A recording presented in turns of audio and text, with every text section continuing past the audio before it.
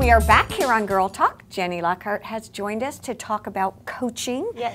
Relish Life, that Yes. is your business. I think we were talking before about what a life coach really does. And Absolutely. you wanted the opportunity to kind of share what a coach really does and who it can help. Well, and I think the term itself is kind of vague. And so, you know, a lot of times people think that either you have to have a big problem or something has to be horribly wrong to get coaching. And honestly, coaching itself is just having an outside person that's not part of your story give you some awareness of why things are the way they are and how you're contributing to keeping them the way that they are, and then tools to help you make things different, you know, in one way or another. Jen, what does that look like practically? Practically, it's you know, we do one-on-one sessions by appointment, and they can be over the phone or in person.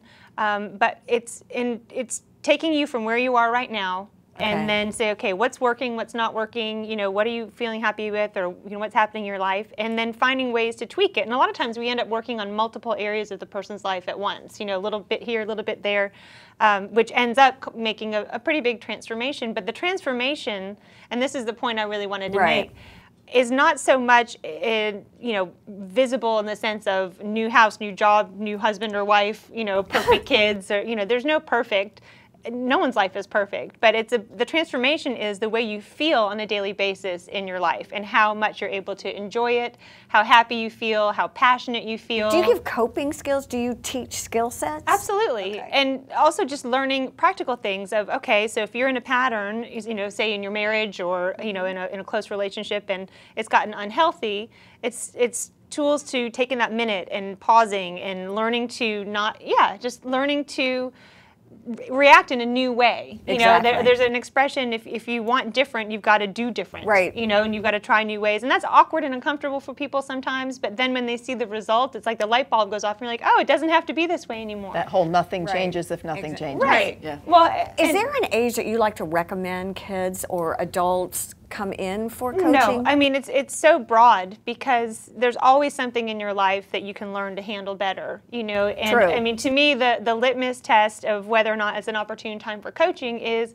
the way you feel when you wake up in the morning, you know, or the way you feel throughout the day. Are you tired? Are you burned out? Are you grumpy? Are you frustrated? Are you just not feeling like your old self? You know, are you excited about what you're doing with your life? Are you enjoying your family? You know, and the other thing is just finding that balance of, you know, being happy with yourself so that outside circumstances have no bearing on whether or not you're happy. You know, you need to learn to be happy and enjoy your life, whether or not you're in the perfect relationship, perfect job, perfect kids. Do people know what happy is?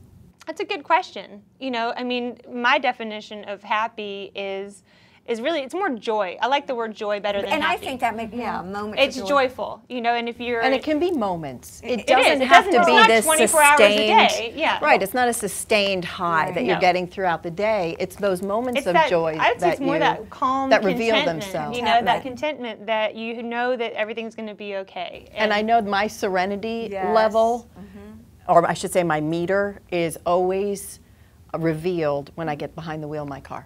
Right. Oh, isn't that interesting? Because if somebody can do the whole and I'm it doesn't faze you. I'm walking I'm okay, along. but if I'm that's expletives, then you know then I know, off. ooh, I'm way off center right now. So you're and that's a me issue. You guys are talking about balance.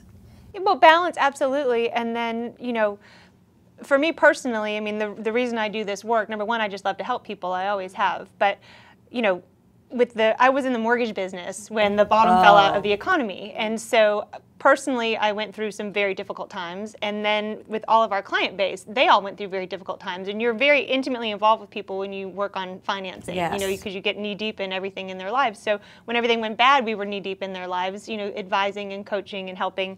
And so going through that personally and everything that came along with it, you know, for us, it's kind of like when you worry about what's the worst that can happen, well, what's the worst that can happen happened. You know, the worst happened. That's and then right. you realize that there's nothing to be afraid of. Right. Yeah. The sun still rises and sets. Your heart still beats. You know. And I think we always found a way to kind of rediscover ourselves and our level of happiness, because some of those other things were not there And anymore. you realize that nothing outside of you, like when I wake up in the morning, nothing outside of me determines whether or not I enjoy myself or am happy. I remember when the bottom was really falling out, and I was like, "Are we going to be able to keep our house?" Yeah. And I worried about it for months. Then I finally talked to Mike, and I was like, "Mike, what happens if we can't do it?" He goes, "Oh, we'll just start over. One sentence. One sentence." But I've been that's worrying it. And for then 6 there's nothing to months. fear. We'll just start over. I'm like, oh. And then when That's you're it? not afraid, Right. it's like Fear. you move through your life very differently when you're not afraid. From a counseling standpoint, it's fear, shame, blame, and embarrassment Absolutely. that are like four of these negative emotions that seem to really dictate people's happiness or lack thereof.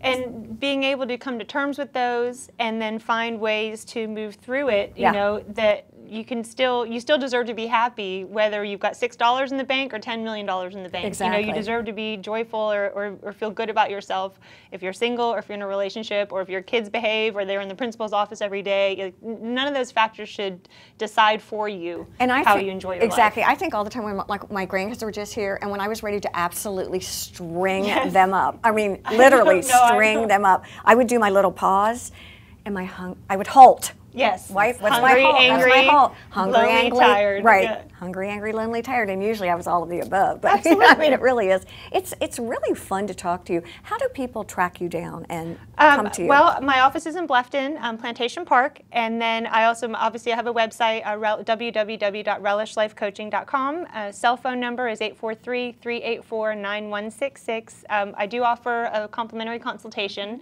which is where we kind of figure out where our work what our focus would be, timetables roughly, and if there's a fit, you know, if they're comfortable. You know, and you do practice what you preach. I can attest to that. Well, I appreciate that. And she's funny too. Oh gosh, I know. If this doesn't work out, Mike's gonna hook up with a comedy show.